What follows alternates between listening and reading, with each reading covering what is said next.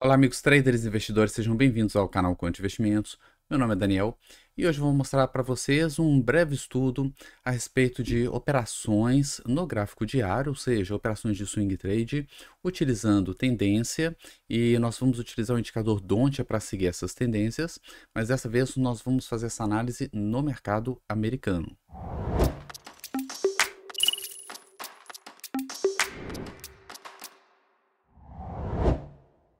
Com o mercado brasileiro em queda, muitos investidores ou traders têm buscado oportunidade em outros ativos fora das ações brasileiras. Alguns têm operado dentro do Brasil mesmo, operando commodities, operando ETFs, operando BDRs, operando outros tipos de ativos no Brasil. E outros têm operado no mercado exterior. Hoje está muito fácil abrir uma conta no exterior e operar lá fora, né? Coisa que era bem mais complicada uns 10 anos atrás, né? Era bem menos acessível. E hoje, com um celular ali na palma da mão, você consegue abrir uma conta e até mesmo fazer as suas operações. Então, com essa facilidade, muita gente, inclusive, está transferindo dinheiro, né? A pessoa costumava investir apenas aqui no Brasil.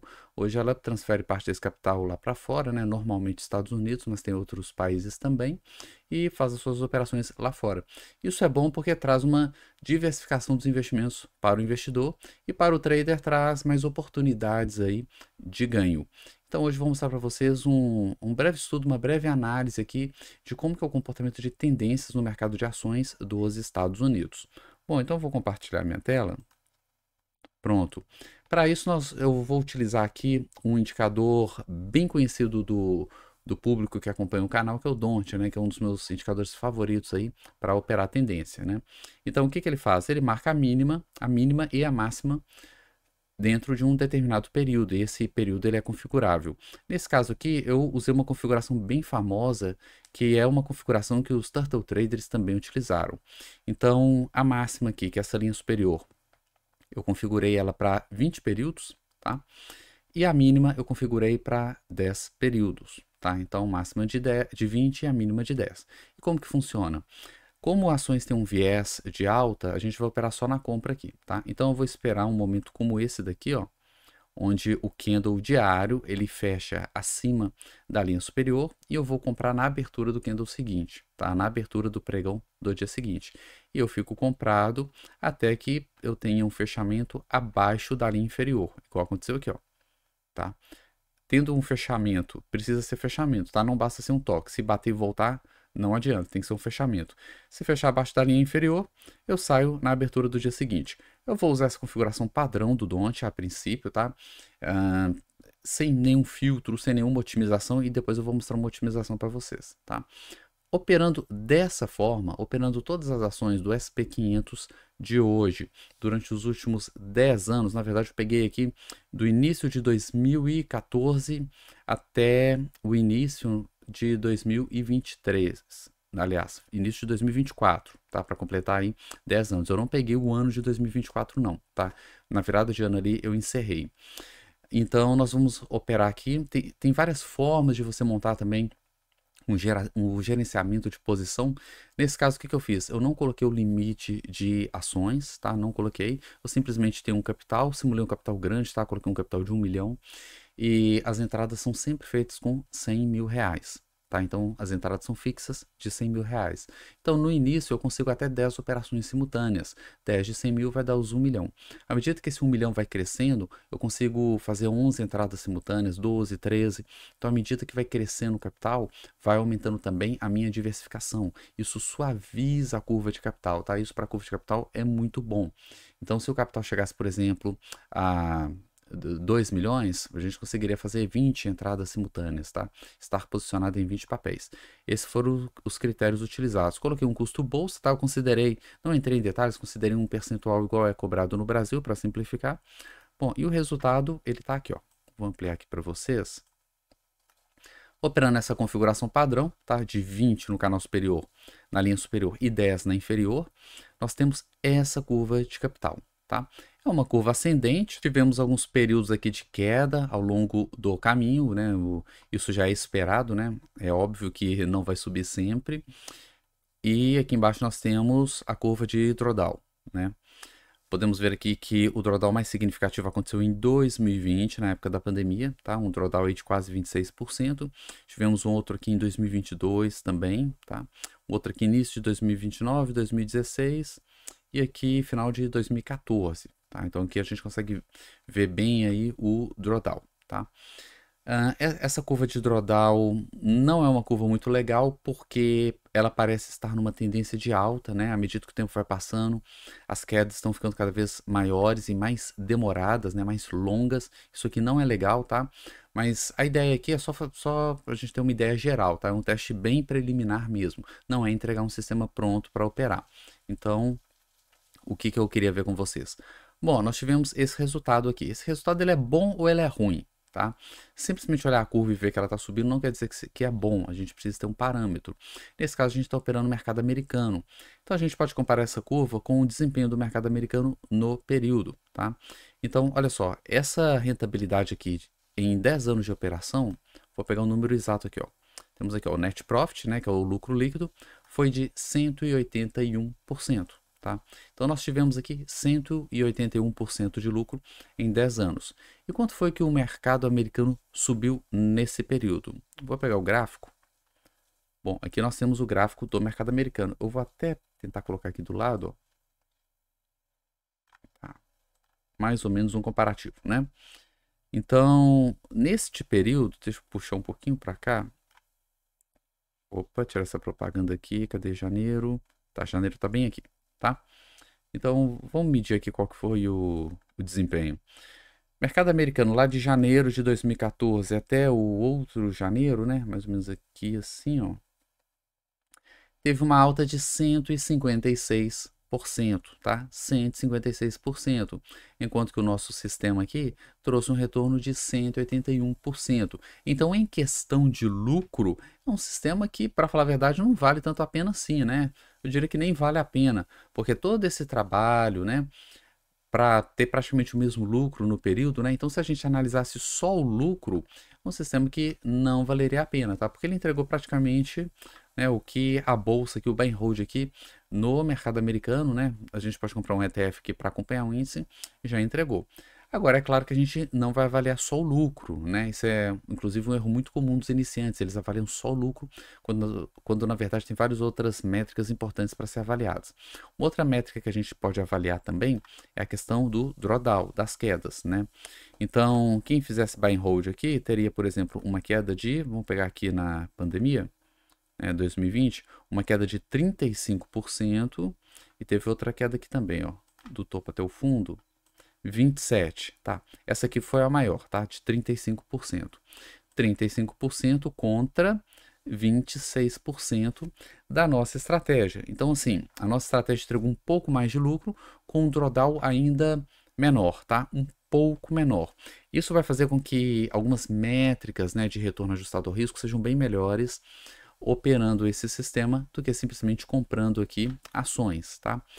Mas ainda assim não é um número assim tão bom assim, tá? Um número tão interessante assim. A gente gostaria de ter um número que fosse ainda melhor. E logo de cara, a gente já começa a perceber o seguinte, que bater o SP500, trazer uma rentabilidade melhor, com menos quedas, lá é mais complicado do que no Brasil, tá? O mercado americano é um mercado bem mais maduro, tá? Principalmente no que diz respeito ao algo trading, né? Que são essas operações automatizadas. Então é muito mais difícil encontrar um alfa lá do que no Brasil. No Brasil é relativamente simples, relativamente fácil encontrar uma estratégia que bata o Ibovespa, né?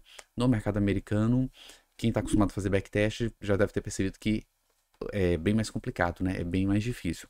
Mas enfim, essa configuração do Don't aqui não agradou muito, né? Não ficou ruim, mas também não foi tão bom assim, né? Para se colocar direto numa conta real. É claro que a gente pode otimizar bastante esse sistema, né? Pode colocar filtros, pode fazer um monte de coisa aqui, tá?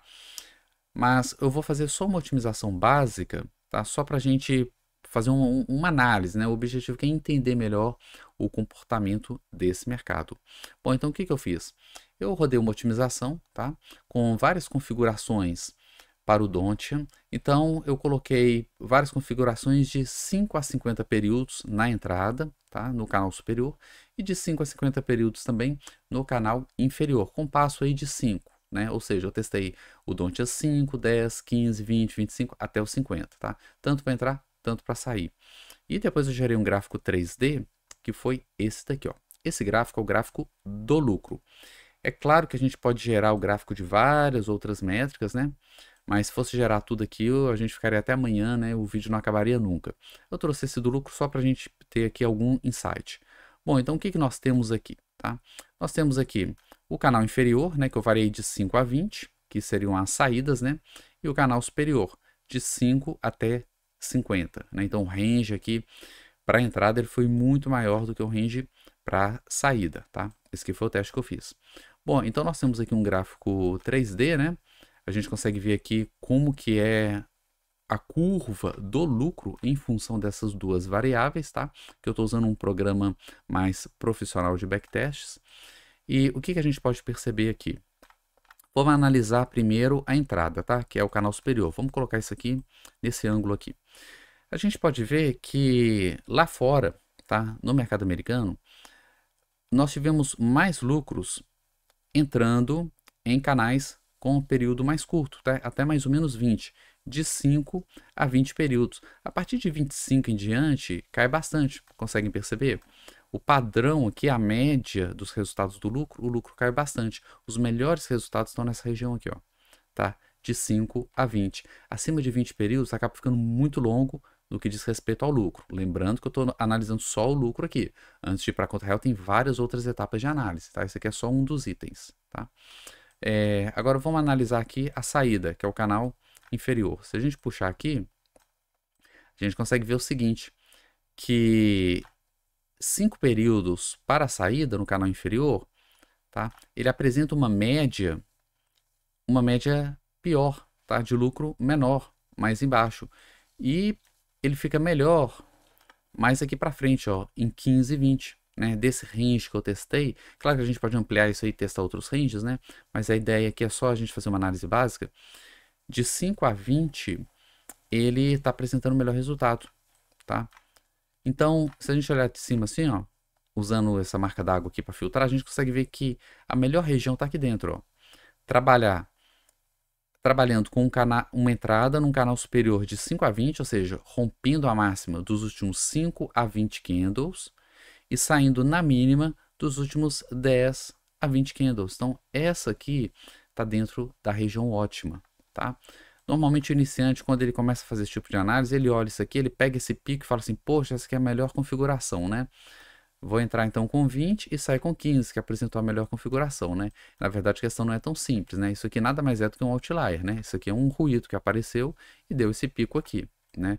Na conta real não quer dizer que isso aqui vai ser o melhor resultado, né? O melhor resultado mesmo, a partir dessa otimização, seria fazer um teste fora da amostra. Eu ensino tudo isso em detalhes no meu curso Estrategista Quant. Tem um link aqui na descrição, só clicar lá que vocês vão ver o que tem nesse curso, tá? Mas aqui só para passar uma ideia, então, se eu quero trabalhar com DONT em ações americanas, eu tenho que procurar alguma coisa dentro dessa faixa aqui, dentro dessa região.